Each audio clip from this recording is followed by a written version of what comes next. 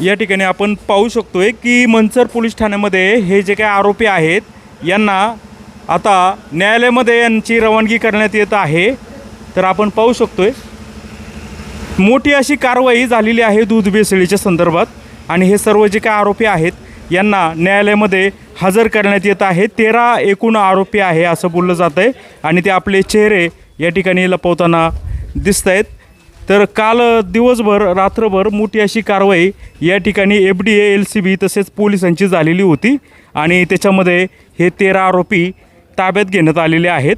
आता स्वतः पोलीस निरीक्षक देखील या ठिकाणी आहेत, ते स्वतः देखील न्यायालयाकडे रवाना होतील आणि या ठिकाणी आपण पाहू शकतोय की खूप मोठी कारवाई या ठिकाणी करण्यात आलेली आहे। मंचर इथला मुख्य आरोपी आहे।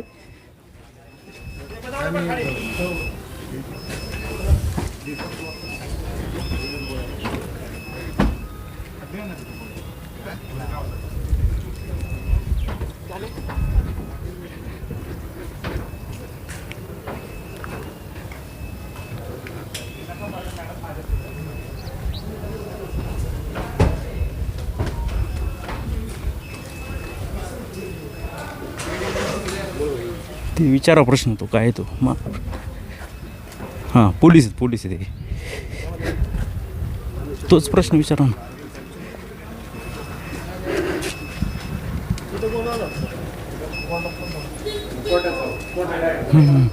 मोबाईल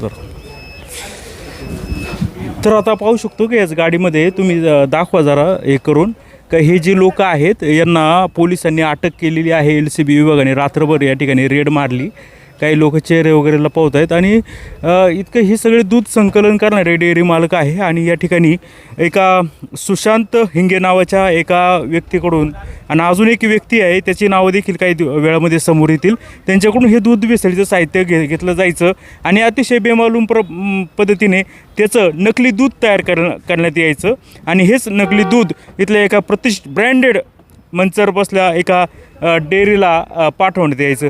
तुम्हाला काय बोलायचं आहे का?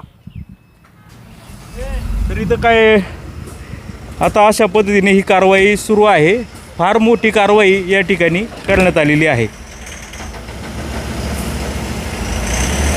13 आरोपी या ठिकाणी अटक करून यांना न्यायालयामध्ये नेण्यात येत आहे आणि एकूण 26 आरोपी आहे। इतर आरोपी पकडण्यासाठी देखील पथके रवाना झालेली आहेत, परंतु अद्याप देखील अशी अधिकृत माहिती यांची यादी वगैरे ती आलेली नाही। परंतु सुशांत हिंगे नावाचा एक व्यक्ती आहे आणि त्याचा अवसरी वगैरे त्या ठिकाणी भागामध्ये मंचर भागामध्ये तो राहतो आणि तोच ह्या लोकांना सगळं हे नकली दूध करण्यासाठी जे काही साहित्य आहे तो पुरवठा करतो आहे।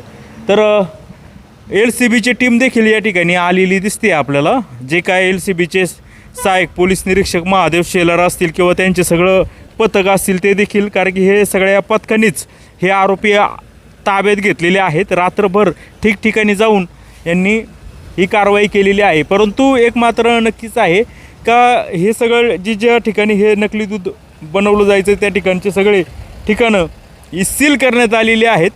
परंतु याच्यामध्ये आणखी कोण आहे, याच्यामध्ये मोठा माणूस कोण आहे त्याचा तपास प्रामाणिकपणे व्हावा, सखोल पद्धतीने व्हावा अशी अपेक्षा जुन्नर, आंबेगाव किंवा संपूर्ण महाराष्ट्रातील जनता करत आहे। पाहूया आता चौकशी अंती याच्यामध्ये हे दूध नक्की कोणत्या ठिकाणी जायचं, तो संबंधित ब्रँडेडच्या जी सगळ्यात मोठी डेअरी आहे त्याच्यावर काय कारवाई होते हे देखील पाहणं आता उत्सुकतेचं ठरणार आहे। शिवाय न्यूज, मंचर, तालुका आंबेगाव, जिल्हा